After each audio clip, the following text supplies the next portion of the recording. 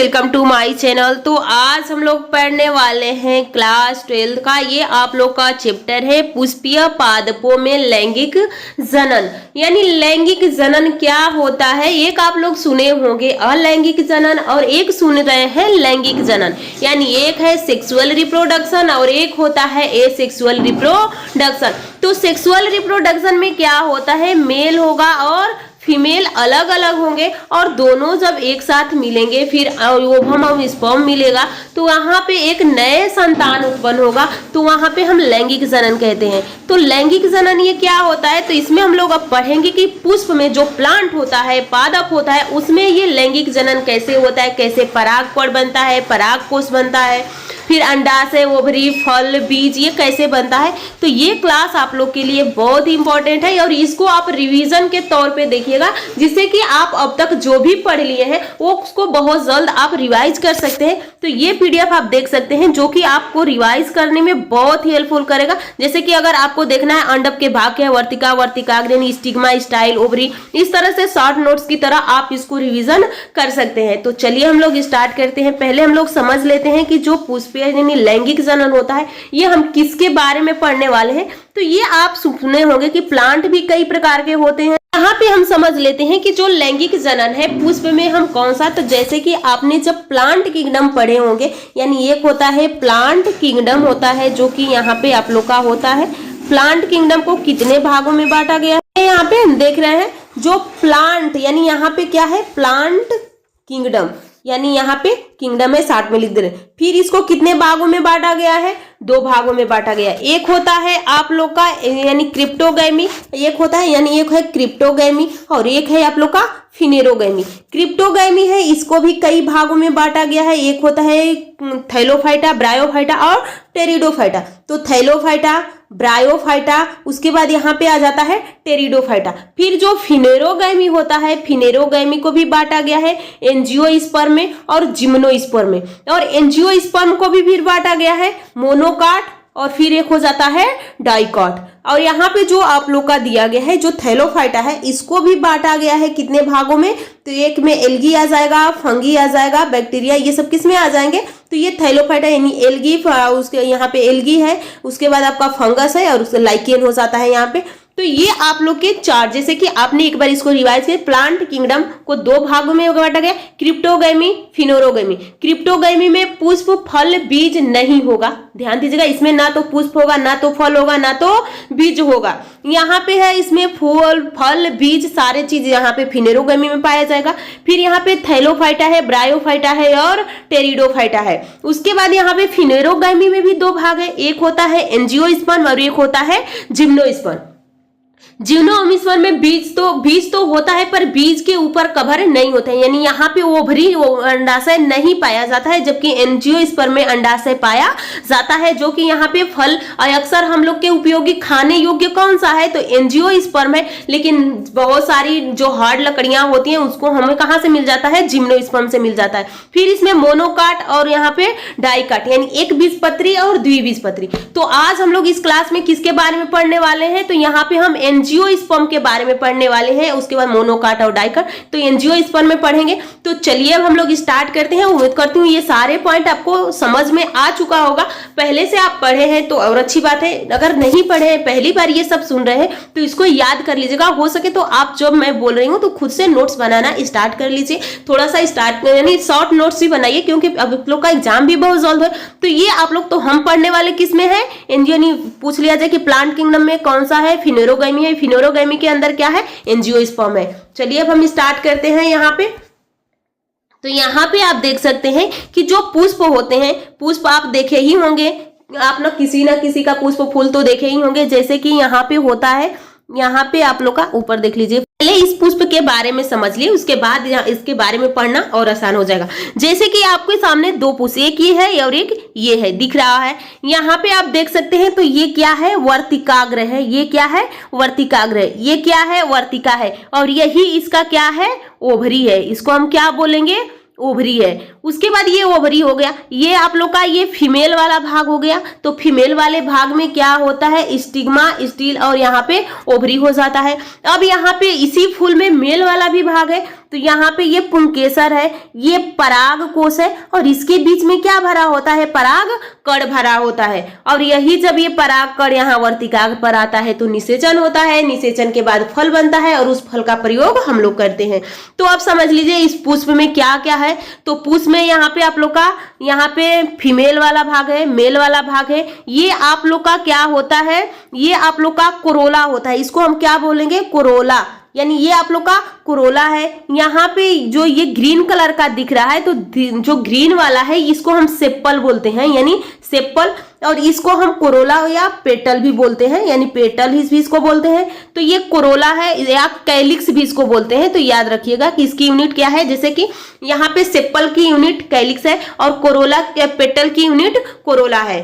तो यहाँ पे देखिए, फिर यहाँ पे ये देख सकते हैं कि जब ये फल जब निषेचन हो जाता है, जब निषेचन होने के बाद फल बन जाता है तो ये सारा जो सेप्पल होता है ये क्या होता है, सेप्पल पेटल ये सब क्या होते हैं, झड़ जाते हैं। इस पेटल का कार्य क्या है, कीटाणुओं को आकर्षित करना, जिससे कि कीटाणु आए। और अगर यहाँ पे कीटाणु बैठेगा फिर यही कीटाणु उड़ के इसके ऊपर जाएगा, तभी तो यहाँ पे परागकण पहुंचेगा, उसके बाद निषेचन होगा। इसके अंदर एक बीजांड पाया जाता है। तो अब बीजांड के बारे में बहुत डिप्थ से आपको पढ़ना होगा, हो सके तो आपसे अगर इसका फिगर भी पूछ लिया जाए पेपर में कि आप इसका फिगर भी बता दीजिए, तो यहाँ पे आप देख सकते हैं कि इसका फिगर भी आपसे पूछा जा सकता है। तो चलिए अब हम लोग एक एक करके पढ़ना स्टार्ट करते हैं। अब इतना तो आपको समझ में आ ही गया होगा कि पुष्प है ये कौन सा प्लांट किंगडम के कौन से भाग में हम पढ़ रहे हैं और पुष्प का कौन कौन सा भाग होता है। तो एक मेल वाला भाग यानी गाइनोसियम होता है, एंडोनेसियम होता है, उसके बाद आप लोग का सेप्पल होता है और एक पेटल होता है। चलिए हम लोग स्टार्ट करते हैं। तो यहाँ पे देखिए आपसे कहा गया है जो लैंगिक जनन का स्थल होता है, तो लैंगिक जनन होगा कहाँ, पुष्प में होगा।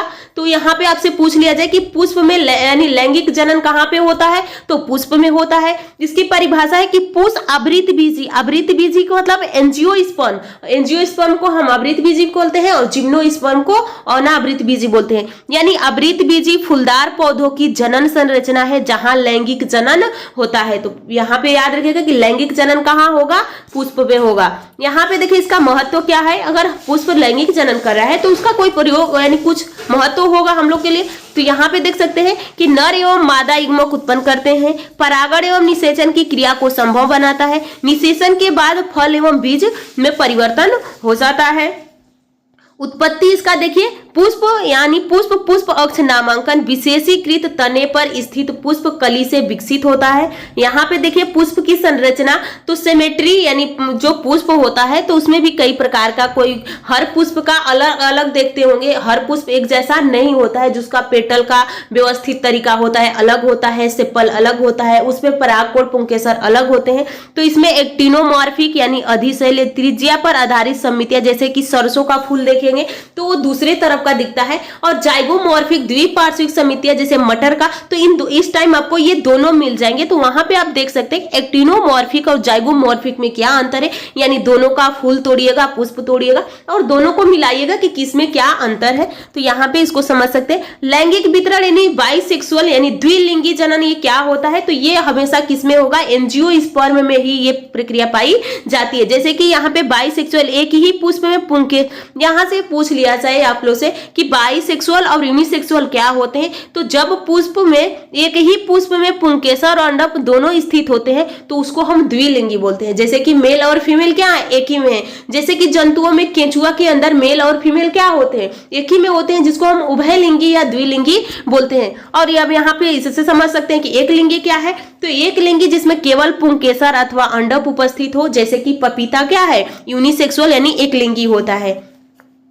अब यहाँ पे आप देखिए पुष्प के भाग, जो हमने ऊपर देखा है कि पुष्प के कौन कौन भाग होते हैं, तो फूल के भाग की व्यवस्थिता कैसी होती है, तो पुष्प भाग अधिपत थैलमस पर वृत्ताकार मंडल में व्यवस्थित होते हैं। मुख्य मंडल यहाँ पे देखिए कैलिक्स, कोरोला, एंड्रोसियम और गाइनोसियम है। यहाँ पे आपसे पूछ लिया, यहाँ पे देखिए इस तरह से इसका फिगर है, यहाँ पे ये है, उसके बाद यहाँ से आप लोग के पुंकेसर निकले हुए हैं इस तरह से, फिर यहाँ पे आप लोग का पाया जाएगा ऐसा ग्रीन कलर का देखते हैं, फिर यहाँ पे इस तरह से इसका फिगर होता है। तो ये आप लोग का फीमेल वाला यानी ये आप लोग का हो जाएगा एंड्रोसियम। ये जो यहाँ पे पुंकेसर लगा हुआ है ये हो जाएगा गायनोसियम और ये है एंड्रोसियम। और यहाँ पे ये जो आप लोग को दिख रहा है यही आप लोग का कैलिक्स होता है। और ये जो रंगा बिरंगा आप देखते हैं हर कलर का होता है वो होता है आप लोग का कोरोला। तो कैलिक्स की यूनिट पूछ लिया जाए तो सेपल होता है और कोरोला की यूनिट पूछ लिया जाए तो पेटल होता है। तो याद रखिएगा। तो वही यहाँ पे कहा गया है। यहाँ पे आप देख सकते हैं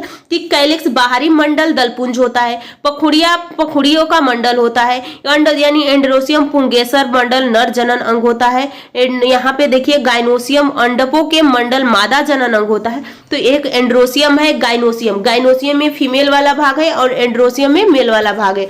तो जब फूल निषेचन हो गया फल में बदल जाता है तो ये जो आप लोग का बाह्य दलपुंज है, पखुड़ियां है, ये सब क्या होती हैं, झड़ जाती हैं। आगे देखिए इसमें अब यहाँ पे सामान्य पुष्प के अंग, बहुत सारे पुष्प के विभिन्न अंग होते हैं, उन सारे अंगों की जानकारी आपको होना बहुत जरूरी है। तो यहाँ पे देखिए पुष्प दंड यानी पेडिकल, जैसे कि यहाँ पे पुष्प इस तरह से लगा होता है तो यहाँ पे एक रहता है, इसी को बोलते हैं पेडिकल। उसके बाद अधिपत पुष्पासन थैलमस, यहाँ पे इस तरह से आप संरचना देखते हैं जिसपे ये पुष्प टिका होता है, इसको थैलमस बोलते हैं। फिर दलपुंज यानी सेपल यहाँ पे ग्रीन कलर का होता है यहाँ पे। उसके बाद यहाँ पे ये जो ओवरी है, ओवरी के ऊपर ही यहाँ पे होता है। उसके बाद यहाँ से आप लोग का गया होता है पुंकेसर जो कि आप लोग का एंड्रोसियम होता है और यहाँ पे इसे हर कलर का क्या होता है, यहाँ पे आप लोग का पेटल पाया जाता है। तो ये सारे अंग के बारे में बताया गया है। तो थैलमस रिसेप्टिकल यानी पुष्प डंडी के शीर्ष भाग जिस पर सभी पुष्प मंडल स्थित होते हैं, यानी सभी ये पुष्प मंडल कहाँ स्थित है, इसी थैलमस पे है। आगे देखिए इसमें दलपुंज यानी सामान्यतः हरे रंग के पत्ते नुमा कली को विकसित की प्रारंभिक चरण में सुरक्षा प्रदान करते हैं। आप देखते हैं कि जब कोई कली फूल की निकलती है तो इस तरह से निकलती है, लेकिन ऊपर कैसा कलर होता है, ग्रीन कलर का होता है और यही क्या होता है, सेपल होता है। फिर पखुड़ियां होती हैं यानी इसी पे जब फूल लग जाता है तो हर कलर की पखुड़ियां आप देखते हैं यानी हर कलर की होती है जो कि कीटाणुओं को भी आकर्षित करने का कार्य करती है। तो यही कहा गया कि पखुड़ियों का कार्य क्या होगा, तो सामान्यतः रंगीन एवं आकर्षक होती हैं, कीटों एवं अन्य परागकर्ताओं को आकर्षित करने हेतु कार्य करती है। एंड्रोसियम में देखिए पुंकेसर, अंडपुंज क्या होता है, स्टेमन, परागकोश एंथर होता है, फिर फिलामेंट होता है, ये मिलकर बना होता है। परागकोश में द्विखंडी, परागकोश आप देखे होंगे आपके बुक में ये इस तरह से फिगर दिया है, इसमें 4 यहाँ से हम काटते हैं तो 4 यहाँ पे कोष्ठ मिल जाते हैं। तो द्विखंडी प्रत्येक खंड में 2 पराग कोशित होते हैं जिनमें पराग कण पाए जाते हैं। आगे देखिए इसमें गायनोसियम क्या है, तो ये एक अधिक अंडक कार्पल से निर्मित होता है। अंडक के भाग है वर्तिकाग्र, वर्तिका और अंडाशय, यानी पराग ग्रहण करता है। यहाँ पे अभी आप लोग को ऊपर बताया गया है कि इस तरह से ये संरचना होती है। ये ओवरी हो गया और यहाँ पे वर्तिकाग्र हो गया, ये वर्तिका है और ये ओवरी है, ये स्टील है और स्टिग्मा है। तो जो स्टील होता है यहाँ पे ये क्या करेगा, यहाँ पे कीटाणु लेके आएगा और परागकण यहाँ पे छोड़ देगा। तो यहाँ पे पराग ग्रहण करने का स्थान है। फिर वर्तिकाग्र को अंडाशय से जोड़ने का कार्य कौन कर रहा है, स्टील कर रहा है। उसके बाद यहाँ पे ओवरी है तो इसमें बीजाणु ओव्यूल होते हैं। आगे देखिए इसमें पुष्प के कार्य क्या है, तो पुष्प के कार्य भी आपसे पूछ लिए जाएंगे, आपसे पूछ लिया जाएगा कि पुष्प का कार्य बता दीजिए। तो यहाँ पे देखिए जनन नर एवं मादा युग्मक उत्पन्न करता है, परागकण स्थानांतरित करने के लिए संरचना एवं आकर्षण प्रदान करता है, निषेचन युग्मकों में मिलने से जाइगोट का निर्माण होता है। आगे देखिए इसमें फल एवं बीज का निर्माण कैसे होता है, तो निषेचन के बाद अंडाशय फल में तथा बीजांड बीज में परिवर्तित हो जाता है। ध्यान दीजिएगा, यहाँ से क्वेश्चन आपसे पूछे जा सकते हैं कि जब निषेचन हो जाता है तो जो फीमेल वाला अंडाशय होता है वो किस में बदल जाता है, तो अंडाशय फल में बदल जाता है। लेकिन जो अंडाशय के अंदर बीजांड होता है वो किस में बदल जाता है,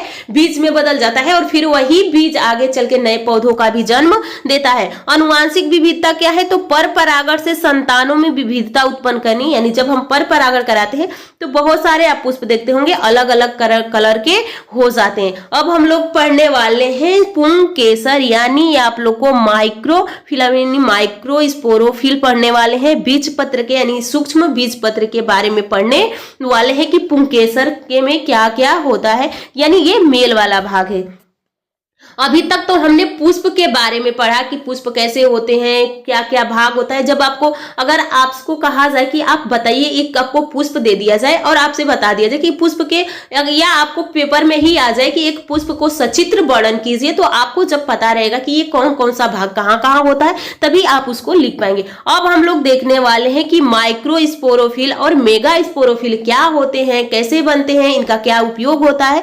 तो आज की क्लास हम लोग यहीं पे समाप्त करेंगे। नेक्स्ट क्लास में हम लोग देखेंगे इसके बारे में। तो चलिए आप लोग वीडियो को लाइक, चैनल को सब्सक्राइब कीजिएगा, कमेंट करिए।